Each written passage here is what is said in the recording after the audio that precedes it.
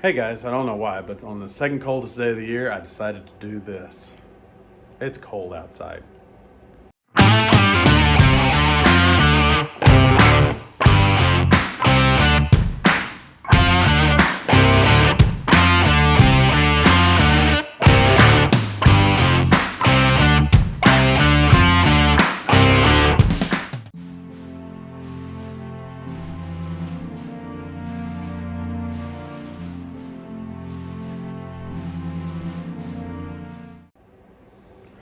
All right, guys.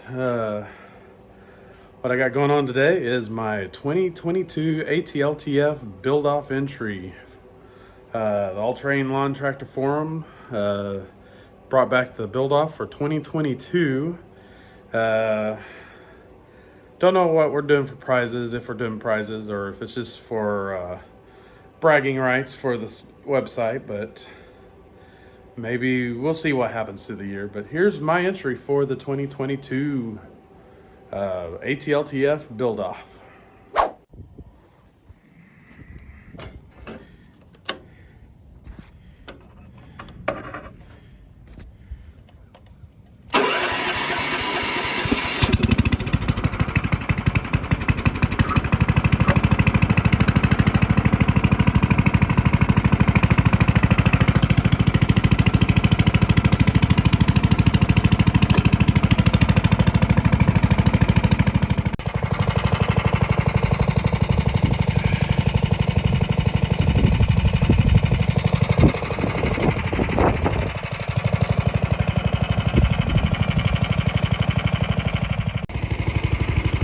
Well, I think the hydro and Thor finally gave out because it has never rolled this much before. Because the hydro release is broken, so I've never been able to release it, but it looks released right now. I've never been able to roll it that more than 5 feet without it kicking in. But it's rolled now for, a good 30 feet. Here's hoping it rolls all the way to the garage. Made it through the gate just fine. Now we're just rolling around to the garage. See you inside. Many of y'all know this neglected Sears Suburban as Thor,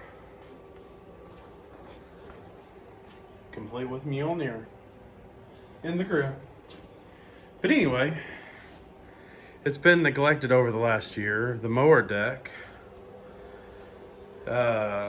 basically screwed up the center spindle. I'll show you that real quick, but this isn't part of the build off. This is just so you know, basically scored a huge ravine in that shaft from the bearing spinning around the shaft instead of being attached to the shaft and rotating on the bearings. But I got some ideas to fix that, and I may put that on Grandpa. So that's a future or an ongoing thing. But over here is Thor. What's coming off is this hydro. As you'll see in some video, moving it to the garage, I think the hydro finally kicked it. As you can see, there's no knob for the hydro release right here. The previous owner, who is the original owner, I had the bill of sales from him, said it probably hadn't worked since a few months after owning it. Within a couple days of me owning it, I realized that little adjuster shaft was broken off.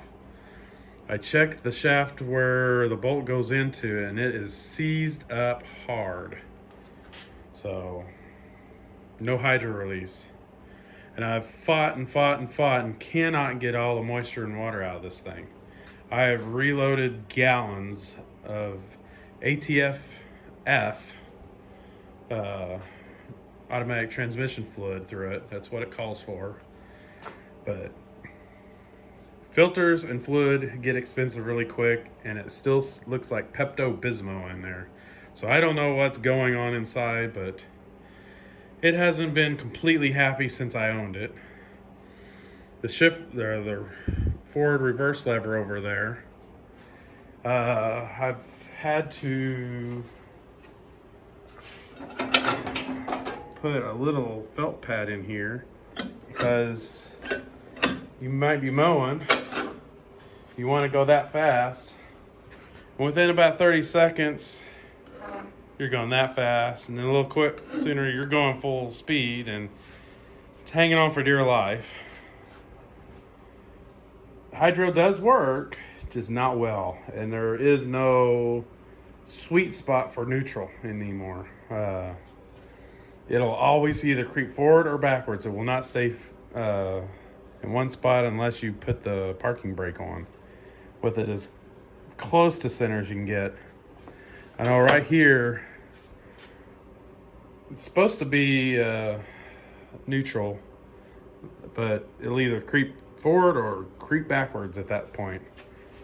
And no matter how much adjustment I put in the rod, it just keeps creeping. It'll either creep faster or slower, but it'll never stop creeping.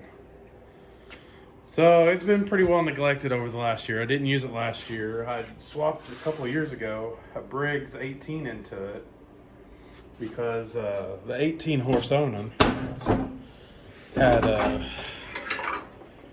blown both of its head gaskets and various carburetor issues. I gave it some extra life by adding a GM coil to it and a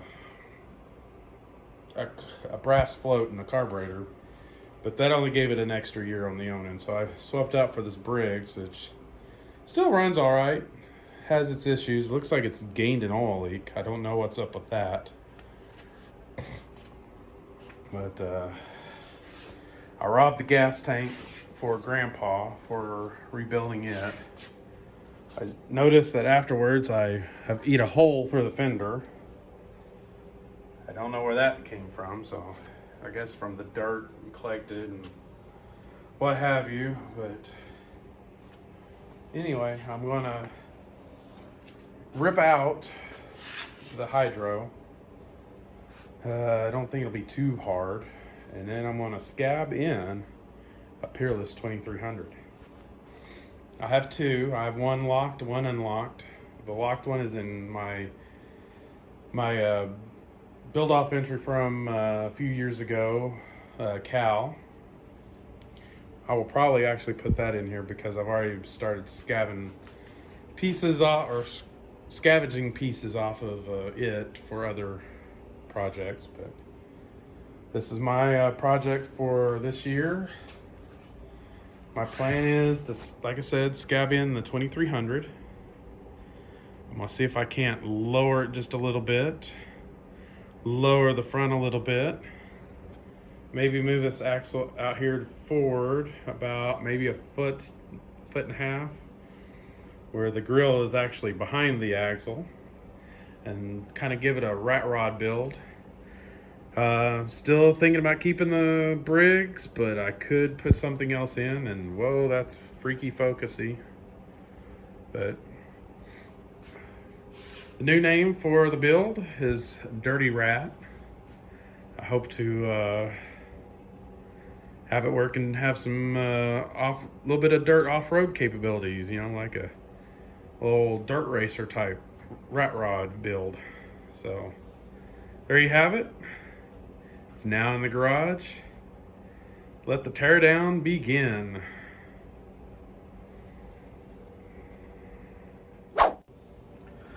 Like I mentioned, this year, the ATLTF build-off, we're